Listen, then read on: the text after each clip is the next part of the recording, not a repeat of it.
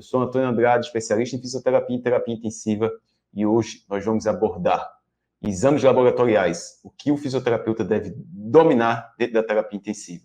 O fisioterapeuta está atuando na terapia intensiva, tem que saber avaliar os exames complementares, os exames laboratoriais para tomar a decisão. O que é que ele deve avaliar? O que é que tem correlação com a prática dele, da prática clínica?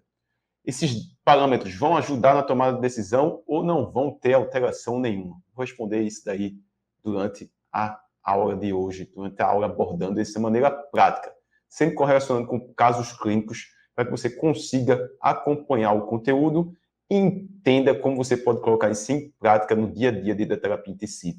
Coloquei aqui atrás desse quadro alguns tópicos que a gente vai abordar. Leucogrâmica, elitograma, plaquetometria, creatinina, sódio, potássio, cloro, cálcio, magnésio, fósforo, lactato. O que esses exames laboratoriais têm a ver com desmame da ventilação mecânica, mobilização do paciente crítico, fraqueza muscular, sangramento, espasmo, distúrbios neuromusculares, entre outros pontos que, para cada conduta sua, você tem que ter cuidado ou observar esses parâmetros para tomar uma melhor decisão dentro da terapia intensiva. Importante frisar aqui, não vai ser uma aula de falar valores de normalidade.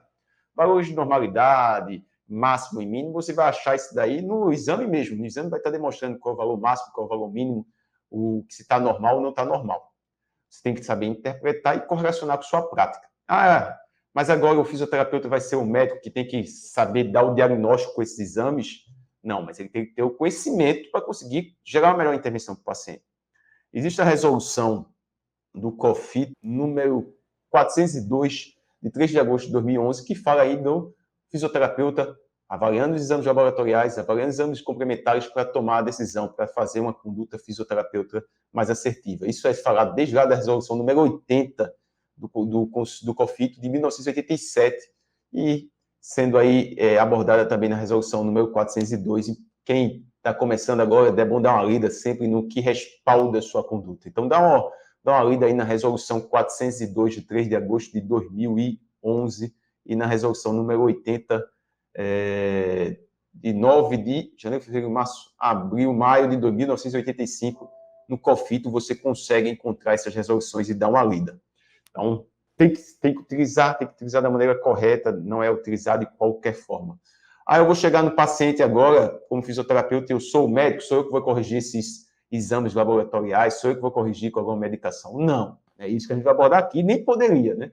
Você é fisioterapeuta, tem a característica de fisioterapeuta e tem que saber que quando você está avaliando esses exames complementares, esses exames laboratoriais, você vai utilizar para tomar a conduta, para avaliar uma falha no desmame, o que é que pode estar acontecendo. Aí eu vou mobilizar o paciente, eu posso ou não progredir a mobilização, eu posso ou não realizar uma conduta com o paciente, isso está gerando ou não uma fraqueza muscular adquirida na UTI, isso pode estar gerando ou não uma fraqueza que impede o paciente sair do desmame da ventilação mecânica. Todos esses pontos correlacionados com a prática que vai fazer você ter segurança dentro da terapia intensiva.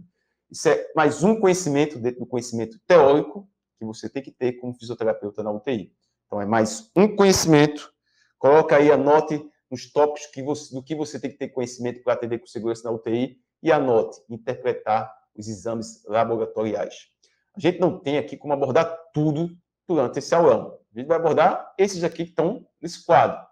Uma conversa, dando exemplo prático, para você conseguir já colocar em prática no dia a dia. Vamos abordar 2 casos clínicos, um de imobilização e um de um desmame da ventilação mecânica. E aí você está lá no paciente da UTI e o paciente está fazendo um desmame da ventilação mecânica, foi lá feito PI máximo normal, índice de respiração rápida superficial normal, o paciente passou no teste de respiração espontânea, está estável hemodinamicamente, aí foi feito os exames laboratoriais e deu uma creatinina aumentada. A creatinina lá está aumentada, acima do valor de normalidade, está lá já apresentando uma alteração fisiológica importante. E aí, na discussão se vai progredir ou não para extubação esse paciente, é discutido extuba o paciente.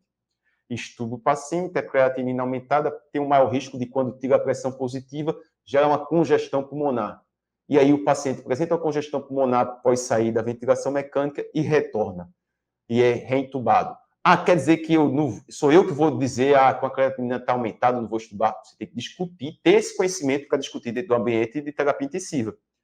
Porque quando você tem o conhecimento, você vai dizer, o paciente está com a creatinina aumentada, será que para vocês, os médicos que estão acompanhando, nefrologista, tem um maior risco desse paciente trazer congestão quando a gente tirar essa pressão positiva? Então, você vai estar tendo um dado a mais para tomar a decisão, junto com a equipe multiprofissional. Mas tem que ter esse conhecimento. Que o paciente poderia ter sido corrigido, poderia ter sido feita uma conduta, poderia ter esperado um momento ideal para progredir o desmame do paciente, ser estubado. E isso, tendo esse conhecimento, você consegue colocar isso na sua prática e tomar uma decisão mais assertiva junto com a equipe multiprofissional e vai ser visto de uma maneira diferente, né? Você vai saber o que tem correlação com sua prática. E não só saber, está alterado. Não, valor alterado no exame. Está lá no exame, é alterado, você vai pegar lá, está acima do valor normalidade. Mas o que aquilo representa para a sua prática? O que aquilo representa? Então, dando um exemplo do desmame da ventilação mecânica. Vamos dar outro exemplo aí, fugindo um pouco da ventilação mecânica. Você pegou um paciente para progredir a mobilização do paciente. O paciente está lá, tracostomizado, desmame prolongado, você quer progredir a mobilização do paciente, e aí viu lá, estável hemodinamicamente, noradrenalina retirada, o paciente está com a frequência cardíaca normal, pressão normal, tem força muscular ali, grau 4, ventilando os parâmetros baixos, mas ainda não consegue sair da ventilação mecânica. Aí você vai colocar o paciente na posição sentada, depois o paciente na posição ortostática, mas deixou de avaliar o eritograma e a hemoglobina do paciente estava em 6. A hemoglobina do paciente 6 tem um maior risco para esse paciente. Por quê? Porque a hemoglobina é que vai carregar o oxigênio no organismo e aí esse paciente pode apresentar alguma alteração e a culpa vai ser sua porque não tinha esse conhecimento. Então, mais um exemplo prático da importância de ter esses conhecimentos dos exames complementares, dos exames laboratoriais para tomar a decisão dentro da terapia intensiva.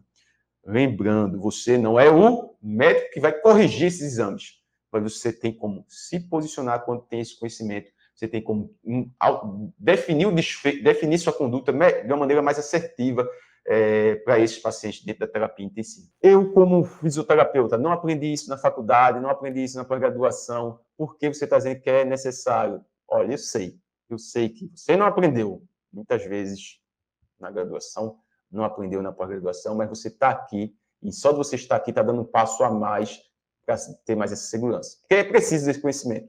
Eu dei 2 exemplos práticos que foram necessários você ter esse conhecimento.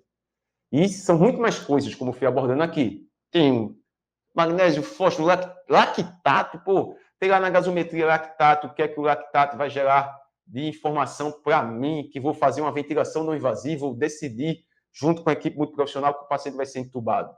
O lactato está acima de 5. O paciente está com um choque séptico importante, está limítrofe. E aí vamos forçar na ventilação não invasiva. É um dado a mais para ser avaliado. É um dado a mais para você se posicionar e dizer, esse paciente está... O lactato é um exemplo de o paciente está com uma alteração de troca gasosa importante. Ele não está conseguindo manter o suporte de oxigênio necessário para o organismo, ele está produzindo lactato em grande quantidade. Tendo conhecimento para colocar em prática e gerar a melhor intervenção. Ter todos esses conhecimentos, ter o conhecimento teórico desses valores de normalidade, vai fazer você atender com segurança? Não. Só saber o conhecimento teórico. Vamos lá, deixa eu dar um exemplo aqui. Só chegar e pegar. Valores de referência para hemácias, 4.500 a 5.500 células por milímetro cúbico. Isso faz diferença para você, só saber esse valor? Não, está no exame. Vamos dar outro exemplo. Hiponatremia, níveis de sódio menor que 120 miliequivalente por litro. Saber só isso daí, que isso é hiponatremia, faz diferença para você? Não. Isso daí é o básico do básico que vai estar no exame. Só isso daí você não vai fazer diferença para você que é fisioterapeuta. Você tem que ter o conhecimento para ser colocado em prática como fisioterapeuta. E o fisioterapeuta avalia as disfunções cinético-funcionais e gera a intervenção para prevenir, reabilitar e tratar essas disfunções.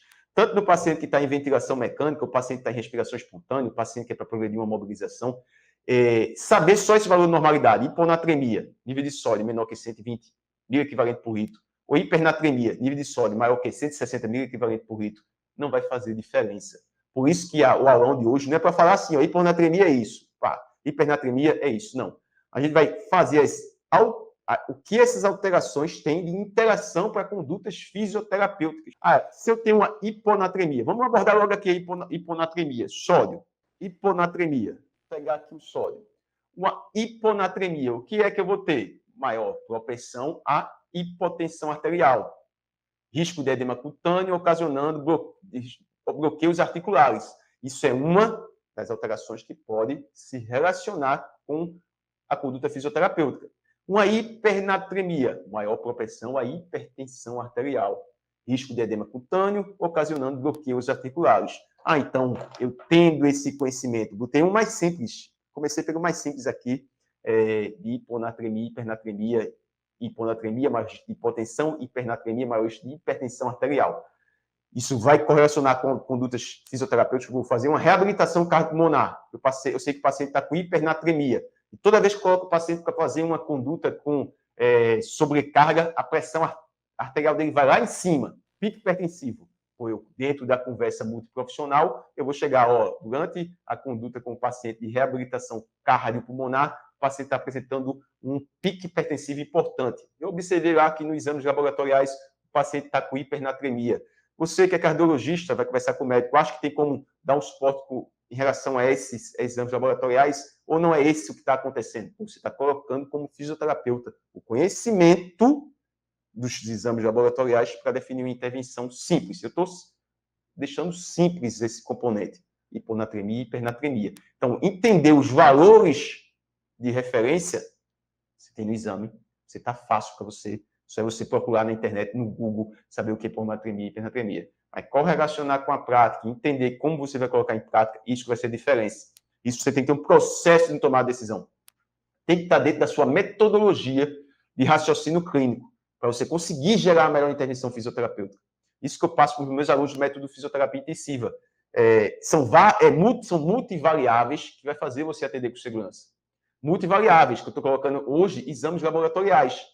Mas, além dos exames laboratoriais, vai ter a troca gasosa, vai ter sinais, sintomas que você deve avaliar, sinais vitais, o que é que o paciente está apresentando de alterações neurocognitivas. Então, tudo se relaciona para você gerar uma intervenção segura. Antônio, é muita coisa. Eu não vou ter como decorar tudo isso. Você não tem que decorar. Você tem que entender. Entender e fazer os ciclos de desenvolvimento. Quando você coloca em prática um desses conhecimentos, aquilo nunca mais vai sair do seu raciocínio. São os scripts de casos clínicos. Tem estudos que demonstram que você, quando faz o desenvolvimento do raciocínio clínico, você correlaciona, analisa os dados, isso é a parte inicial, mas depois aquilo vai ficando dentro dos seus scripts cognitivos de casos clínicos e facilitando a sua tomada de decisão. Mas se você tem um processo, claro que você vai colocando em prática e tendo ciclos de desenvolvimento. Então, primeiro a gente falou do sódio. Agora vamos seguir uma sequência lógica aí do que é que você tem de avaliar. Vamos começar com o leucograma. Leucograma. O leuco são as células brancas, estão correlacionadas com o quê? Uma resposta imunológica do organismo a um componente infeccioso. Se você tem uma leucocitose com um ponto de corte aí de acima de 14 mil células por metro cúbico, com um desvio à esquerda de 10% dos bastões, para falar o valor exato aqui, você tem comprometimento no desmame ventilatório. Então, o leuco tem correlação com o desmame ventilatório. Quer dizer que você tem um componente infeccioso presente, que o paciente está tendo essa alteração. O valor de leuco aí, 5 mil a 10 mil, você tem um valor acima de 14 mil, e algumas literaturas colocam como esse ponto de corte. É um critério que você não vai estubar o paciente de jeito nenhum? Não, não é dessa forma. Você entendeu, o paciente saiu de 25 mil para 14 mil de leuco, e está, 14 mil, vamos botar um valor um pouco mais alto, saiu de 25 mil para 15 mil de leuco, está tendo todos os outros critérios para progredir o desmame. Você vai discutir no ambiente muito profissional e o paciente provavelmente vai progredir para a extubação, que ele está saindo do processo, ele está sendo controlado do processo infeccioso. Mas você pegou um paciente que foi intubado no dia anterior, vamos colocar em torno de 36 horas de intubação, saiu um leuco lá de 6 mil para 16 mil. Ele aumentou o ponto de corte do leucograma aí de 14 mil, como em algumas literaturas, está ficando acima dele. É um critério de segurança para você ter um olhar um pouco diferenciado no desmame do paciente da ventilação mecânica. Entenderam essa correlação com a prática? Não é um parâmetro objetivo que vai fazer a diferença. Você tem que avaliar os parâmetros para tomar a melhor decisão com todos os parâmetros que você tem, com todas as variáveis. Se você, eu pego apenas uma variável, você pode errar na conduta ou o paciente passar mais tempo na ventilação mecânica. Por isso que é algo a mais, é um exame a mais, é um exame que vai definir, junto com outros parâmetros objetivos, sua tomada de decisão. Eu poderia colocar aqui a leucopenia menor de 4.000 células por metro cúbico, a leucopenia grave. Leucopenia, o paciente tem o maior risco de ter uma infecção, se for mantido, se for entubado, se manter na ventilação não invasiva, se for aspirado. Não tem como discutir tudo isso daqui nessa aula, não. A gente vai passar as principais ideias que você precisa ter esse conhecimento para você conseguir dar um passo a mais. A gente já falou aqui um pouco do eritrograma, da hemoglobina. Então, algumas literaturas colocando aí 7 gramas por decilitro, outras 8, que vão ser critérios de segurança para progredir o desmame ou progredir com a mobilização do paciente dentro da terapia intensiva. Por que isso? A hemoglobina, ele é o que carrega o sangue no organismo, né? 98,5% do sangue vai ligado lá à hemoglobina dentro das hemácias.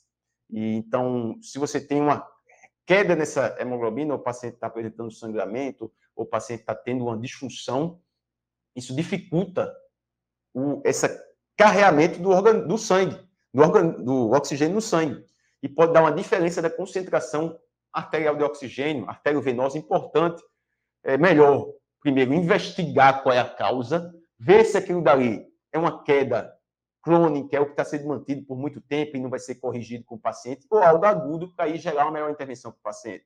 Isso sempre se posicionando e discutido no ambiente multiprofissional. Chegou no paciente com um desmame prolongado, o paciente está com a hemoglobina de 7,5.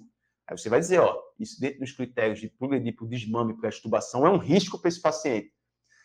A equipe médica está ciente disso daí, vocês têm conhecimento do que isso é crônico do paciente, vai ser feita alguma conduta, aí tem que, a partir desse momento, discutir, tendo conhecimento prático, qual vai ser a melhor intervenção para o paciente. Outro exame laboratorial, plaquetometria. Importante, eritograma é só hemoglobina? Não, você vai ver vários outros pontos no eritograma. Mas não é o objetivo como eu disse aqui, não é o objetivo da aula sair falando os valores de normalidade de cada um e você sair gravando, né? Como você vai colocar isso em prática? O que você precisa para colocar em prática esse conhecimento? Então, você vai ver no eritograma hematócrito, eritrocitose, eritremia, anemia, você vai ver outras coisas. E ainda a plaquetometria. Valor de normalidade de plaqueta.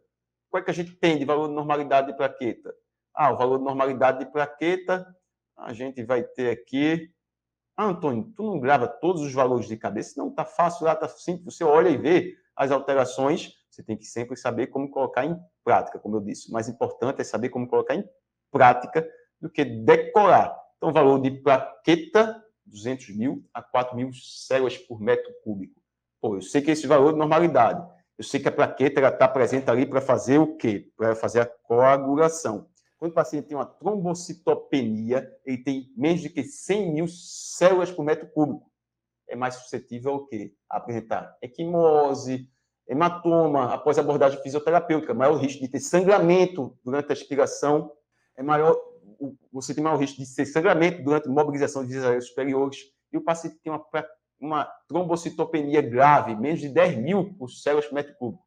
Apresenta risco aumentado de sangramento de vias aéreas durante até a ventilação não invasiva. Então, você tem que saber, plaquetopenia, o paciente tem uma trombocitopenia ali, caiu muito a plaqueta, tem um risco de ter sangramento. Então, se o paciente está com 50.000 por metro cúbico e está apresentando sangramento durante a aspiração, você vai ficar aumentando o risco de aspirando esse paciente? Não. Vai conversar com a equipe médica. O paciente está apresentando sangramento, isso pode ser a trombocitopenia. E aí eles vão atuar na parte deles. Você está reduzindo seu risco de complicação com esse paciente. Porque você entendeu isso daí. Entendeu para gerar a melhor intervenção. Você entendeu que se o paciente, você realizar uma intervenção que aumenta o risco de sangramento, não vai fazer agora. Espera controlar para reduzir o seu risco de atuação com o paciente. Em relação à creatinina, então, abordei aqui um pouco sobre o eritrograma, sobre a plaquetometria. Creatinina. A gente já falou, creatinina é um marcador de função renal. A creatinina é um marcador de função renal. E se o paciente tiver com a creatinina sérica aumentada, você tem um comprometimento renal. E tem um risco desse paciente, quando tira a pressão positiva, maior risco de congestão pulmonar, com possibilidade de entrar em insuficiência respiratória, maior risco de insucesso de desmame ventilatório do paciente.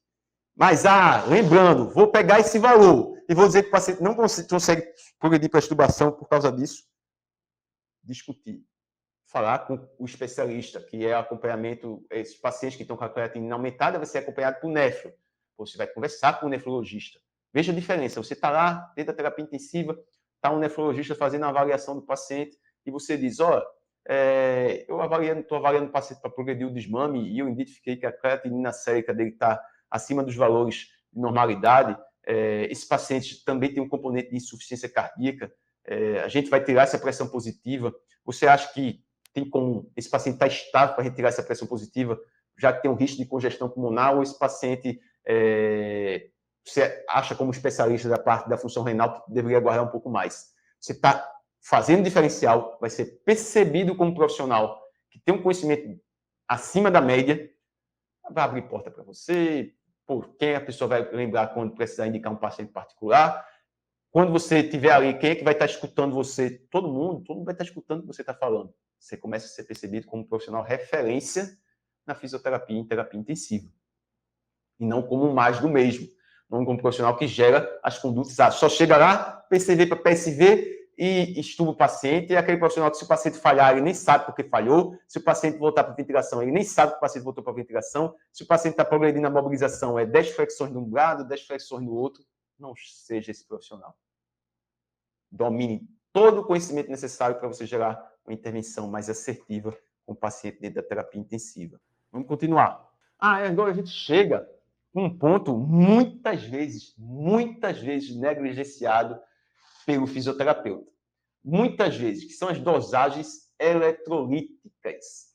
Aí o paciente vai estar lá na gasometria, nos exames laboratoriais, vai estar lá sódio, potássio, cloro, cálcio, magnésio, fósforo, lactato, vai ter CPK, troponina, que eu nem coloquei aqui. Então, veja, é muita coisa. Mas, eu, como fisioterapeuta, tenho que utilizar esses conhecimentos? Tenho. Se eu sei que alguns eletrólitos alterados podem estar gerando alteração do desmame da ventilação, pode gerar fraqueza muscular, pode gerar espasmo, distúrbios neuromusculares, eu tenho que entender disso. Porque uma das causas da falha do desmame pode ser uma alteração eletrolítica. Se você chegar lá dentro das diretrizes brasileiras de ventilação mecânica, coloca como checklist para você avaliar a progressão do desmame, diz que os distúrbios hidroeletrolíticos têm que estar controlados. Então, por quê? Porque tem correlação com o desmame. Cada um desses íons, eles têm correlação com o desmame da ventilação mecânica. Se você entender isso, pode identificar falhas no desmame que pode ser corrigido com a correção desses eletrólitos. É sempre isso? Não é sempre isso. Lembra, na UTI é muito variável. Você pode ter uma falha de desmame, que é fraqueza muscular na UTI. Você pode ter uma falha de desmame, que é o paciente que tem obstrução de vias aéreas por broncoespasmo. Pode ter uma falha de desmame, que o paciente está apresentando uma alteração da mecânica, com um derrame pleural bilateral importante. Você pode ter uma falha de desmame do paciente que faz estridor laringeu, mas você pode ter uma falha de desmame causado por uma hipocalemia. A hipocalemia, o potássio abaixo pode gerar distúrbio neuromuscular, com espasmos musculares, gerar cãibra, fraqueza muscular, que limitam a intervenção fisioterapêutica. E a hipercalemia, disfunção neuromuscular, contração tetânica, que limitam a intervenção fisioterapêutica também. E a hipercalemia pode levar até arritmias cardíacas. Então, falhou. O paciente saiu na ventilação mecânica, aumentou a sobrecarga, estava com hipercalemia, teve uma arritmia. Com isso também o paciente está apresentando já distúrbio neuromuscular. Você está investigando, junto com a equipe multiprofissional, para identificar qual a causa que fez esse paciente falhar da ventilação mecânica, do desmame da ventilação. É um conhecimento que vai se somando. Eu sempre repito, não é um valor Não é um parâmetro que você vai avaliar apenas. Eles vão se somando para você conseguir definir melhor a sua intervenção fisioterapêutica. E ser um profissional referência na área. E ser um profissional que modifica o desfecho. E ser um profissional que realmente faz uma fisioterapia em terapia intensiva. Como falei, muitas vezes isso não é passado dessa forma, é só passar os valores. Não. Precisa correlacionar com a prática clínica. Sempre através de um processo de tomar decisão, através de uma metodologia de tomar decisão. Repito sempre isso com meus alunos, método de fisioterapia intensiva. Siga um processo. O paciente está lá. O que é que você precisa avaliar? O que é que você precisa avaliar antes? O que é que você vai ver no prontuário? O que é que você vai ver nos exames complementares? O que é que você vai ver nos exames laboratoriais?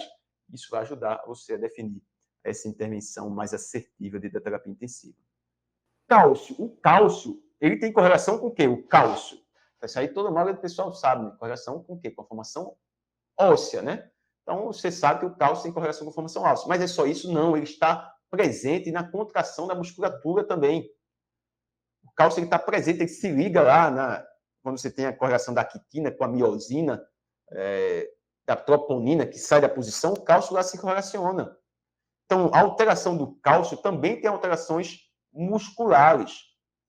Gera complicações osteomioarticulares e também fraqueza muscular causada por essas alterações de eletrólitos, que vão alterar no desmame, gerando um desmame comprometido ou um desmame difícil. Pode gerar fraqueza muscular, parestesias. Então, o paciente que tem uma hipocalcemia, complicações osteomioarticulares, dificuldade na formação de calo ósseo, desmame ventilatório comprometido ou difícil, fraqueza muscular, parestesia. Então, eu vou olhar, está muito abaixo do valor de normalidade. Vai conversar com a equipe médica. Ou seja, o paciente está assim, o paciente está conseguindo sair da ventilação mecânica, está customizado, eu desconecto o paciente da ventilação sem ter como otimizar. Pode ser que seja esse componente. Lembrando, mais uma vez aqui, você não é um médico que vai atuar com a medicação. Não, você tem que ter esse conhecimento. O conhecimento para gerar a melhor intervenção. Isso pode modificar o desfecho do paciente da terapia intensiva. Pode mesmo. Sempre correndo atrás de gerar a melhor intervenção. Sempre correndo atrás de você gerar a melhor conduta fisioterapêutica. Hipercalcemia, predisposição à hiperformação óssea, desmame ventilatório comprometido ou difícil, fraqueza muscular e fadiga, constipação, náusea, dor óssea, arritmia cardíaca. Então, são outros pontos também que vai ter correlação com a interação com as condutas fisioterapêuticas. O cálcio também deve ser avaliado ali durante sua progressão. Antônio, mas é muita coisa para avaliar. O fisioterapeuta quer dizer que tem que avaliar. É um processo. Você vai lá, pegou o exame. Pegou os exames. Você vai progredir o desmame do paciente da ventilação mecânica. Vou focar só no ponto de hoje, que são os exames. Ou vai progredir uma mobilização. Você tem lá dentro do processo de tomar decisão, processo que está lá dentro do método de fisioterapia intensiva. Você vai avaliando todos os dados absolutos, objetivos, e aí você chega nos exames laboratoriais. Você vai marcar o que está alterado. Estou lá, sódio, potássio, magnésio. Está alterado aqui o magnésio. Magnésio tem correlação, pode gerar fraqueza e alteração do drive ventilatório, né? É uma coisa rara, mas pode acontecer. Você já sabe, você já tem esse conhecimento, mais ou menos. Você viu lá, fez o círculo no exame que está alterado. Isso é um dado a mais para quando você chegar no paciente, está fazendo a progressão, ou viu que está fugindo algo do padrão, o paciente não tem nível de consciência, o paciente não está apresentando fraqueza. Será que não pode ser aquilo também? Será que não pode ser aquilo também? E aí você se coloca no ambiente muito profissional dessa forma para modificar esse desfecho para o paciente da terapia intensiva. Vamos para o cloro.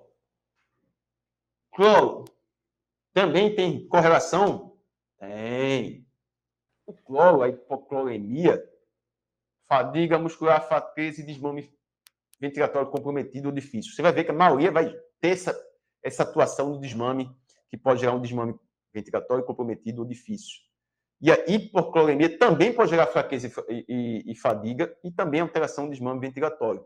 Importante que a hipocloremia pode gerar agitação psicomotora. Então, o paciente pode estar agitando lá, aí está no teste de respiração espontânea. Teste de respiração espontânea, mas o paciente está agitando muito.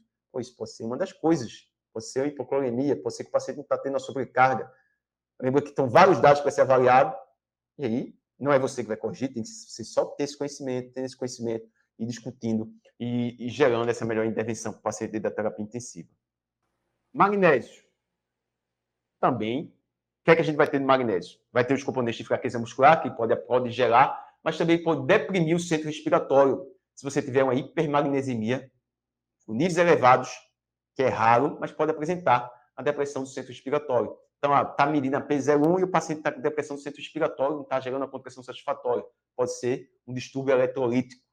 A hipomagnesemia pode gerar rebaixamento do nível de consciência, contração tetânica, insucesso do desmame ventilatório, fraqueza muscular.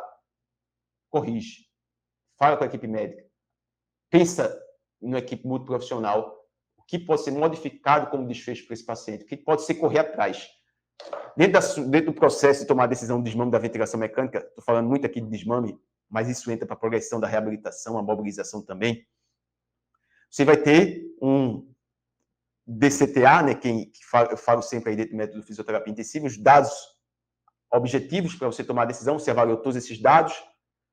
Melhor comprovação científica, foi discutida, melhor comprovação científica, progrediu o desmame do paciente. O paciente foi estubado, mas falhou, vamos investigar o que é que causou. A gente já tem dados da força muscular, a gente já tem dados de balanço hídrico, a gente já tem dados eletrolíticos.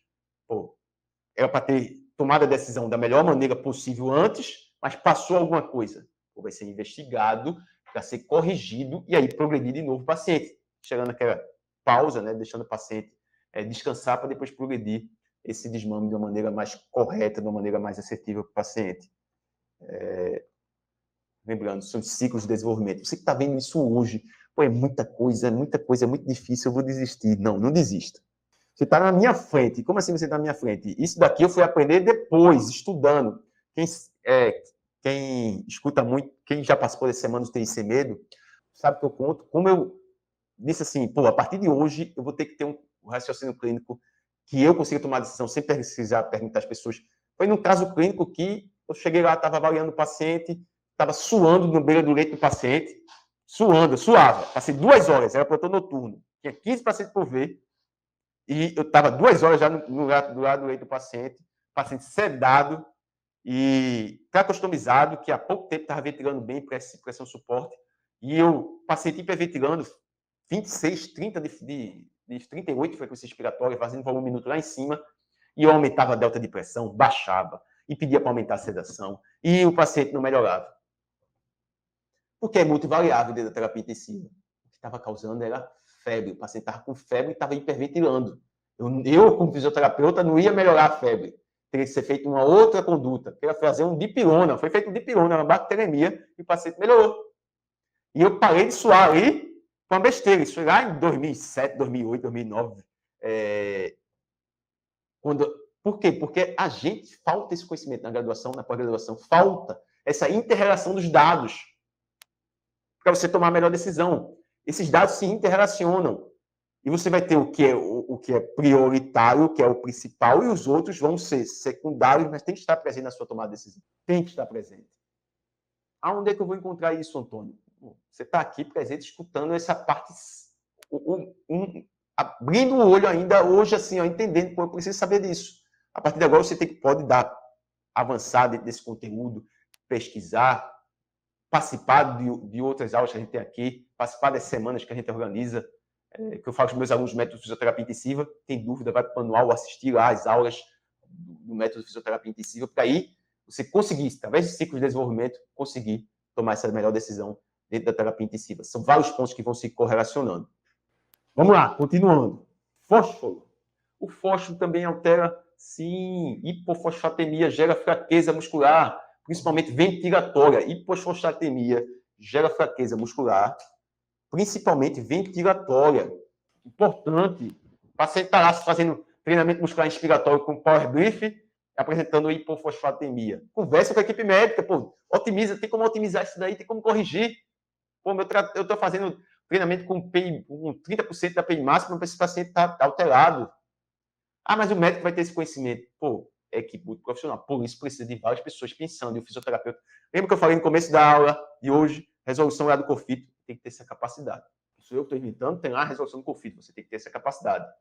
E tem que interpretar esse dado. Você não é especialista nisso, mas você tem que interpretar esses dados para gerar sua melhor intervenção. Hiperfosfatemia, arritmias cardíacas, pode gerar. Estou simplificando. Lactato.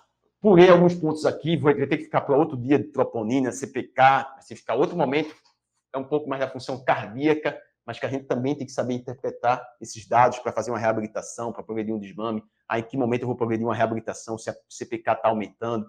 Tem que entender isso também. Mas vamos falar um pouco do lactato. O lactato é considerado um excelente marcador hipóxico. Lembra lá, quando a gente está produzindo catabolismo, né, a gente pega glicose, oxigênio, produz CO2, vapor d'água e ATP. Né? Só que dentro dessa correlação, dessa reação do organismo para produzir ATP, você tem componentes que não utilizam o oxigênio, que produz lactato. Por isso que é um marcador, um excelente marcador hipóxico. É sempre que vai ter produção de lactato quando está com hipoxemia? Não, tem outras coisas que podem gerar, mas ele é um marcador hipóxico. Então, ele pode ser utilizado como um dado a mais para gerar uma intervenção para ventilação invasiva e não invasiva. Então, se o paciente está com choque séptico, com lactato lá de 5 milimols, o paciente já está hipoxêmico, o lactato lá em cima, choque séptico, vai se mantendo na ventilação não invasiva e bota na ventilação não invasiva, o paciente não está respondendo, piora mais esse lactato. O paciente é um marcador hipóxico. Esse paciente provavelmente está tendo um desgaste celular, ele está tendo a sobrecarga importante, esse paciente melhor ser entubado, controlar, ter um controle melhor da sedação, controlar o que você está tendo de contração da musculatura respiratória para gerar uma melhor intervenção e prevenir uma complicação. Isso se esse paciente tiver em respiração espontânea, chegou em insuficiência respiratória. E o paciente entubado, que está com lactato de 6 milimols, você vai progredir o paciente para o desmame da ventilação mecânica? Não, o marcador hipóxico, o marcador de lesão celular, o marcador que o paciente está tendo sobrecarga. Vamos esperar estabilizar isso daí. Aí, muitas vezes, vem na terapia intensiva, lá o paciente está com lactato de 6 e o pessoal deixando pressão de suporte, reduzindo a pressão de suporte. O paciente já está pineico, vamos. Ah, mas é só o lactato que está alterado. Ele tem representação, ele demonstra que tem alguma alteração e você vai ter que identificar e definir a melhor intervenção, discutido com a equipe profissional. Então, você vai ter aí até 2,5, tá normal ali, né? 2,5, 4,9, optar pela ventilação não invasiva, um controle mais expectante, tendo uma monitorização constante, acima de 5 milimols, e algumas literaturas científicas colocam já que não vai ser um critério único de intubação, deixando claro, mas é um parâmetro a mais para você avaliar e indicar se o paciente precisa, se o paciente vai tolerar uma ventilação não invasiva ou não. Outro ponto que deve ser avaliado é o critério de mobilização desses pacientes. O paciente está com lactato lá de 6. Vamos progredir com a mobilização, eletroestimulação, colocar o paciente para fazer ciclo ergômetro ativo. Não, né? O paciente está com choque séptico ali, está grave. Calma, estabiliza. Deixa o paciente voltar à estabilidade. E muitas vezes o fisioterapeuta não tem esse conhecimento, aí, fisioterapia acha que o fisioterapeuta acha que tem que estar sempre fazendo alguma conduta de mobilização, progredindo. Várias vezes é para ser feito, a maioria das vezes é para ser feito, mas existem critérios de segurança para você progredir uma mobilização. Já falei aqui na hemoglobina, o lactato é outro ponto que você deve avaliar para tomar a decisão.